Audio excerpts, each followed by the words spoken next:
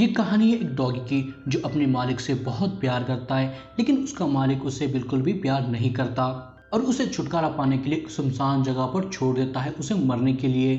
और जब ये बात उस डॉगी को पता चलती है उसका मालिक उसे बिल्कुल भी प्यार नहीं करता और उसे यहाँ पर वो मरने के लिए छोड़ दिया है, तो उसे बहुत गुस्सा आता है और वो तय करता है उससे बदला लेगा उसका एनाकोंडा कट करके।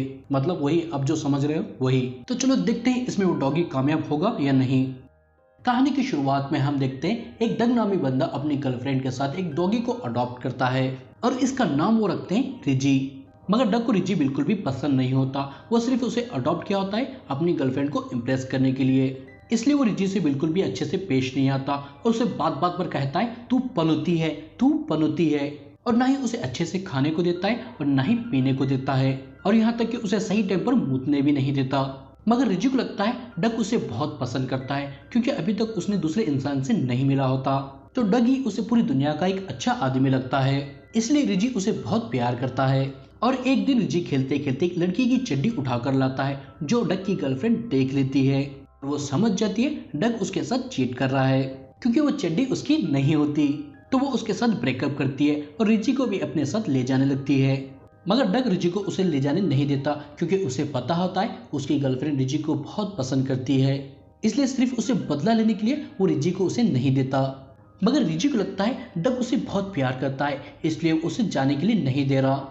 ये सुनकर वो मन ही मन में बहुत खुश होता है और अब डग उसकी गर्लफ्रेंड जाने के बाद अकेला हो जाता है, तो अपनी हवस मिटाने के लिए गंदी फिल्में देखकर अक्सर अपना एनाकोंडा हिलाते रहता है, जो देखकर रिजी को लगता है डग अपने एनाकोंडा से बहुत प्यार करता है। और ऐसे ही अब दिन बीतते हैं और ये एक दूसरे के साथ रहने लगते हैं। और एक दिन डग को उसका घर खाली करने का नोटिस आता है क्योंकि उसकी माँ ने उसका घर का रेंट नहीं भरा होता, जिससे उसे बहुत गुस्सा आता है और गुस्से में अपना सामान पैक करने लगता है। और वहीं पर रिजी को अपना प्यारा टेनिस बॉल दिखता है, तो वो उसे लेने जाता है और गलती से वहां का सामान गिरा देता है, जिसमें डग का प्यारा हुक्का भी टूट जाता है, जिससे डग को और ज्यादा गुस्सा आ जाता है और वो डिसाइड करता है अब रिजी को अपने साथ नहीं रखेगा। तो वो उसे खेलने के बहाने बाहर ले जाता है और टेनिस बॉल को दूर फेंककर उसे लाने को कहता है। और जब रिजी उसे लेने जाता है तो डग अपनी गाड़ी में बैठकर वापस चले जाता है। मगर रिजी भी बहुत होशियार होता है, वो उसकी बात सुनते हुए वो बॉल लेकर घर वापस चला आता है। और ऐसे ही कई दिन तक चलता है और हमेशा रिजी बॉल लेकर वापस घर चला आता है और उसे लग रहा होता है डग उसके साथ गेम खेल रहा है और काफी अच्छा टाइम स्पेंड कर रहा है, जो सोचकर वो और ज्यादा खुश हो जाता है। मगर डग को इससे और ज्यादा गुस्सा आ जाता है और वो डिसाइड करता है रिजी को वो ऐसी जगह पर ले जाकर छोड़ेगा जहां से वो वापस ही नहीं आ सकेगा। तो अब वो उसे दूसरे शहर में ले जाता है और एक गली में बॉल फेंककर उसे लाने को कहता है। और जैसे ही रिजी बॉल वापस लाने जाता है तो डग अपनी कार में बैठकर वापस चला जाता है और इस बार भी रिजी बॉल लेकर वापस जाने लगता है। लेकिन इस बार वो रास्ता भटक जाता है और वो रास्ता ढूंढते ढूंढते उसे रात हो जाती है और उसके पास दो बड़े से डॉग आते हैं और उसे धमकाने लगते हैं और उसकी लेने की कोशिश भी करते हैं। लेकिन तभी वहां पर एंट्री होती है बैडास बग की। वो आकर उन्हें कहता है मेरे अंदर इतनी बीमारियां हैं, इतनी बीमारियां हैं, अगर मैं तुम्हें काट लूंगा तो तुम कुत्ते की मौत मरोगे, मतलब बहुत बुरी मौत मरोगे, इसलिए उसे छोड़ दो और यहाँ से निकल जाओ। इतना बोलकर वो अजीब सी हरकतें करने लगता है, आप खुद ही देख लीजिए। ये देखकर वो दोनों डॉग समझ जाते हैं इसकी दिमाग का तार ढीला है और वो कुछ भी कर सकता है, तो वो उससे डर कर यहाँ से भाग जाते हैं। और इसके बाद बग रिजी से पूछता है तू कौन है बे और कहाँ से आया है, जो सुनकर रिजी उसे कहता है मेरा नाम रिजी है और मेरा मालिक डग मुझे यहाँ पर खेलने के लिए ले आया था और मुझे बॉल लेकर घर वापस जाना है और हमारा गेम खत्म हो जाएगा। ये सुनकर बग ऐसे हंसता है, आप खुद ही देख लीजिए। और उसे कहता है अबे खजूर, तेरा मालिक तुझे उल्लू बनाकर यहाँ पर छोड़कर चला गया है, मतलब तू भी अब एक आवारा डॉग है। और यहाँ पर वो उसे आवारा बनकर इन गलियों में रहने के लिए 3 गोल्डन टिप्स देता है, जैसे जिस जगह पर तू मुतेगा वो जगह तेरी हो जाएगी। जो सुनकर रिजी एक खंबे पर मुतता है और उसे पूछता है क्या अब ये खंबा मेरा हो गया, तो बग उसे कहता है हाँ बे खजूर, अब वो तेरा ही हो गया। और दूसरी टिप, जहाँ पर दिखे होल वहां पर घुसा दे अपना बोल, मतलब आप समझे ना, हाँ वही। और बग रिजी को अपनी गर्लफ्रेंड से भी मिलाता है जो एक सोफा होता है और वो रिजी को कहता है मैं हर रात आकर इसे पेलता हूँ। और तीसरी टिप है हम आवारा डॉग्स है तो हम कुछ भी कर सकते हैं, मतलब कुछ भी, हम अपने मन के मालिक हैं, किसी के गुलाम नहीं। इतना बोलकर वो उसे गार्डन में जाता है और दिखाता है एक्चुअली इंसान इन्हें अडॉप्ट क्यों करते हैं। वहाँ पर एक लड़की अपने डॉग का टट्टी उठाकर एक कैरी बैग में डाल लेती है ये दिखाकर वो रिजी से कहता है ऐसे ये लोग हमारी टट्टी जमा करके उसका चॉकलेट बनाते हैं, वो भी डार्क चॉकलेट। समझाना बेड़ो, इसलिए वो लोग हमें अडॉप्ट करते हैं। और इसके बाद उसे ले जाकर अपने दोस्तों से मिलाता है। ये है हंटर, जो पहले पुलिस में काम करता था, लेकिन अब वो भी एक आवारा डॉग है, मतलब आजाद है। और इसका पप्पू भी बहुत बड़ा होता है, जो देखकर रिजी भी बहुत इम्प्रेस होता है। लेकिन हंटर एक नंबर का डरपोक होता है, जिसे छोटे छोटे डॉग भी डरा लेते हैं। और यह है लैला, जो बहुत खूबसूरत है और साथ में इसकी नाक भी बहुत तेज है, जो किसी का भी पिछवाड़ा सुनकर बता सकती है उसने रात में क्या खाया था। लेकिन यहाँ पर रिजी की अकल अभी भी ठिकाने नहीं आई थी। उसे लग रहा होता है डग उसे बहुत प्यार करता है, वो बस इसके साथ गेम खेल रहा था, तो इसलिए उसे वापस जाना है। जो सुनकर ये तीनों उसे समझाने की कोशिश करते हैं, डग उसे यहाँ पर जानबूझकर छोड़कर चला गया है। लेकिन रिजी समझने के लिए तैयारी नहीं होता, तो ये लोग उसे शांत करने के लिए झूठा पार्टी करने के लिए ले जाते हैं, जहाँ पर ये लोगों के फेंके हुए पिज्जा और बर्गर खाते हैं। और डस्टबिन में से दारू गिर रही होती है, तो उसे पानी समझकर ये लोग पी लेते हैं, जिससे इन्हें बहुत नशा हो जाता है और नशे में अजीब अजीब हरकतें करने लगते हैं। जैसे कुछ ऐसी हरकतें आप खुद ही देख लीजिए। I like this humping. Bud, can I try your out? और इसमें इन सबको बहुत मजा भी आता है। और इसके बाद रिजी इन सबको अपने और डग के बारे में बताने लगता है, जैसे इसे कई घंटों तक अपना पेशाब रोककर रखना पड़ता था, क्योंकि डग इसे बाहर नहीं ले जाता था। और अक्सर डग इसे गाड़ी में बंद कर देता था और थोड़ा सा ही गिलास खुला रखता था, जिससे इसे सांस लेने में बहुत प्रॉब्लम होती थी और ये बहुत तड़पता था। और जो उसने इसके गले में जो स्कार्फ बांधा था, उसे वो अपने एनाकोंडा के आंसू साफ करता था। ये बोलते बोलते रिजी को रियलाइज हो जाता है डग उसे प्यार नहीं बल्कि नफरत करता था, और उसने इसे बहुत टॉर्चर भी किया है, और यहाँ पर भी उसे सिर्फ मरने के लिए छोड़ा है। ये समझ आने के बाद रिजी को बहुत गुस्सा आता है और वो तय करता है वो डग से बदला लेगा। उसकी सबसे प्यारी चीज उसे छीनकर, जो उसका एनाकोंडा होता है, वो उसके शरीर से उसका एनाकोंडा उखाड़कर फेंक देगा। और ये करने में उसकी मदद करने के लिए ये सब भी रेडी हो जाते हैं। और लैला रिजी से पूछती है क्या तुम्हें याद है तुम किस रास्ते से आए और रास्ते में क्या क्या लगता था। तो रिजी कहता है हाँ मुझे याद है, रास्ते में एक बहुत बड़ा पहाड़ था और एक आसमानी शैतान भी, और भी बहुत कुछ, मुझे सब कुछ याद है। ये सुनकर अब ये चारों निकलते हैं डग से बदला लेने के लिए, उसका एनाकोंडा उखाड़कर। और अब इन्हें चलते चलते रात हो जाती है और ये लोग थक भी जाते हैं और इन्हें बहुत ज्यादा भूख भी लगी होती है। और तभी लैला को खाने की खुशबू आती है, और जब वो उसका पीछा करते हैं तो एक मेले में पहुंचते हैं, मगर वहां पर वो कुछ खा पाते, वहां पर बच्चे पटाखे फोड़ने लगते हैं, जिसकी आवाजें सुनकर इन्हें लगता है बमबारी हो रही है। तो ये लोग डर कर यहाँ से भाग जाते हैं और एक जगह रुककर सुकून की सांस लेते हैं। और यहाँ पर रिजी को इनकी दोस्ती मजबूत करने के लिए एक आइडिया आता है, जिससे वो कहता है चलो हम एक दूसरे पर पेशाब करते हैं और हमारी दोस्ती को मजबूत करते हैं।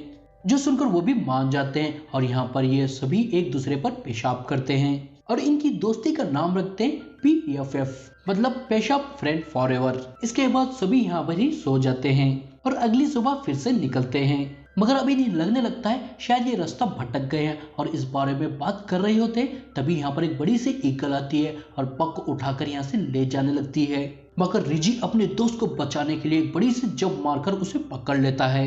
लेकिन इससे कुछ भी फायदा नहीं होता, वो ईगल इन दोनों को लेकर यहाँ से जाने लगती है, मगर यहाँ पर इन्हें वो बड़ा सा पहाड़ दिख जाता है जहाँ से इन्हें जाना था, मतलब ये सही रास्ते पर थे। और तभी जाकर ये एक झाड़ से टकरा जाते हैं, जिससे वो ईगल के पंजे से छूट जाते हैं और नीचे गिर जाते हैं, लेकिन इन्हें कुछ भी नहीं होता।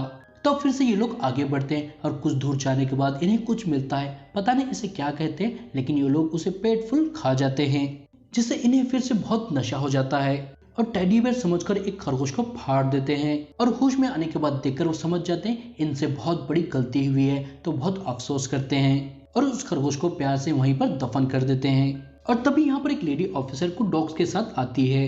दरअसल स्कूल की एक छोटी सी बच्ची गुम गई होती है, तो लेडी ऑफिसर उसे ढूंढते हुए यहाँ पर आई होती है और इस बारे में उसके डॉग्स इनसे पूछते हैं, लेकिन उसके बारे में इन्हें कुछ भी पता नहीं होता। तो ये लोग कहते हैं हमने कहीं पर भी उस लड़की को नहीं देखा, और उनसे पूछते हैं हम एक आसमानी शैतान की तरफ जा रहे हैं, क्या तुम्हें उसका रास्ता पता है। तो डॉग्स कहते हैं हाँ हमें पता है, चलो हम तुम्हें वहां पर ले जाते हैं। जो सुनकर खुशी खुशी उनके साथ जाने लगते हैं, मगर वो डॉग्स और वो लेडी ऑफिसर इन्हें आवारा डॉग समझकर एनिमल कंट्रोल को सौंप देते हैं। मगर हमारे डॉग्स भी कम नहीं थे, वो यहाँ से निकलने का एक बहुत बढ़िया प्लान बनाते हैं। जैसे यहाँ पर जितने भी डॉग थे उन सबको यहाँ पर टट्टी करने कहते हैं और खुद भी टट्टी करने लगते हैं। और जैसे ही उसे साफ करने के लिए एक आदमी आता है, तो उस आदमी को उन्हीं टट्टी में ढिकल कर यहाँ से भाग जाते हैं। ये लोग भागते हुए आसमानी शैतान तक पहुंच जाते हैं जो एक पोस्टमैन का बैनर होता है। दरअसल डॉग्स को पोस्टमैन बिल्कुल भी पसंद नहीं होते। अक्सर आपने देखा होगा पोस्टमैन के ऊपर डॉग्स बहुत भौंकते हैं और यहाँ पर भी ये चारों उसे बहुत गालियां देते हैं। और इसके बाद इन्हें याद आता है डक का घर तो अब नजदीक ही है, तो बक सभी को कहते हैं तो चलो उखाड़ फेंकते हैं उसका एनाकोंडा। मगर यहाँ पर फिर से रेची कहता है मैं उसे कुछ भी नहीं करूंगा क्योंकि मैं उसे बहुत पसंद करता हूँ और वो भी मुझे बहुत पसंद करता है। जो सुनकर ये तीनों हैरान होते हैं और बक कहता है फिर तो क्या हमें यहाँ पर सी बनाकर ले आया है। जो सुनकर रिजी कहता है ऐसा नहीं है, पहले मैंने सोचा था लेकिन अब मेरा मन बदल गया है। जो सुनकर फिर से ये तीनों उसे समझाने लगते हैं अगर वो वापस जाता है तो हो सकता है डक उसे मार भी दे, लेकिन रिजी को ये बिल्कुल भी नहीं लगता। जो सुनकर बक की सड़क जाती है, पहले तो उसे वो बहुत गालियां देता है, फिर उसके गले से स्कार्फ निकालकर उस पर मूत देता है। जो देखकर रिजी को बहुत बुरा लगता है तो इन तीनों को यहीं पर छोड़कर वो डक के पास चला जाता है। और यहाँ पर बक भी बहुत गुस्से में होता है तो उन दोनों को वो उसे कुछ देर के लिए अकेला छोड़ने कहता है और एक जंगल में जाकर बैठ जाता है। तभी उसके पास वही लड़की आती है जिसे वो लेडी ऑफिसर ढूंढ रही थी और वो लेडी ऑफिसर भी पास ही में होती है। जो देखकर बक सबको भोंक भोंक कर या चिल्ला चिल्ला कर बुलाता है। बक की आवाजें सुनकर वो सभी यहाँ पर आ जाते हैं और उस लड़की को देखकर सारे के सारे बहुत खुश होते हैं। और इसके बाद ये तीनों तय करते हैं अपने बेस्ट फ्रेंड रिजी को ढूंढकर उसे बचा लेंगे। और इधर रिजी घर पहुंच जाता है जिसे देखकर डक बिल्कुल भी खुश नहीं होता और रिजी भी उसके सामने अपने फ्रेंड्स की बहुत तारीफ करता है और डक को बहुत सारी गालियां देकर अपना मन हल्का करता है। मगर उसे कहाँ समझ में आने वाली थी इसकी भाषा, उसे तो एक भौंकता हुआ कुत्ता दिख रहा होता है। और रिजी को भौंकते हुए देखकर और उसका बार बार घर वापस आ जाने पर डक को बहुत गुस्सा आता है और वो रिजी की शक्ल भी देखना नहीं चाहता था, तो वो डिसाइड करता है वो रिजी को मार देगा। लेकिन वो उसे मार पाता तभी वहां पर एंट्री होती है PFF की। ये चारों मिलकर पहले उसे बहुत टॉर्चर करते हैं, उसके बाद वो तीनों मिलकर उसे कसकर पकड़ लेते हैं और रिजी उसके एनाकोंडा के पास जाता है और उसे उखाड़ कर फेंक देता है।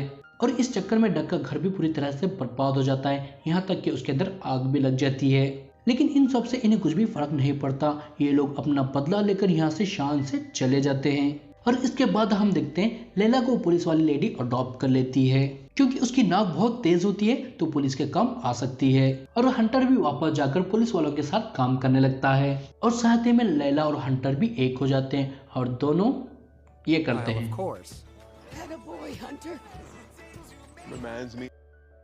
और बक को वही लड़की अडॉप्ट कर लेती है जिसे उसने ढूंढा था और वो लड़की उसके साथ बहुत अच्छे से रहती है, उसके साथ खेलती है, उसे अच्छा खाने के लिए भी देती है। और बक भी उसके घर के सोफे को अपनी गर्लफ्रेंड बना लेता है और उसके साथ ये करता है। और आखिरी होता है रिजी जो सब आवारा डॉग्स का लीडर बना फिरता है और साथ ही बक के पास आकर खेलता है। जो देखकर वो लड़की और उसका भाई बहुत खुश होते हैं और वो उन दोनों को बहुत प्यार देते हैं। जो देख रिजी भी समझ जाता है दुनिया में सब लोग डक की तरह घटिया नहीं है, लोग काफी अच्छे हैं। और इसके बाद हम डक को कहते हैं जिसे डॉक्टर कहता है हम तुम्हारे एनाकोंडा को जोड़ नहीं पाए, आई एम सॉरी। जो सुनकर डक चिल्लाता है पनौती। और इसी के साथ ये मूवी यहाँ पर खत्म हो जाती है।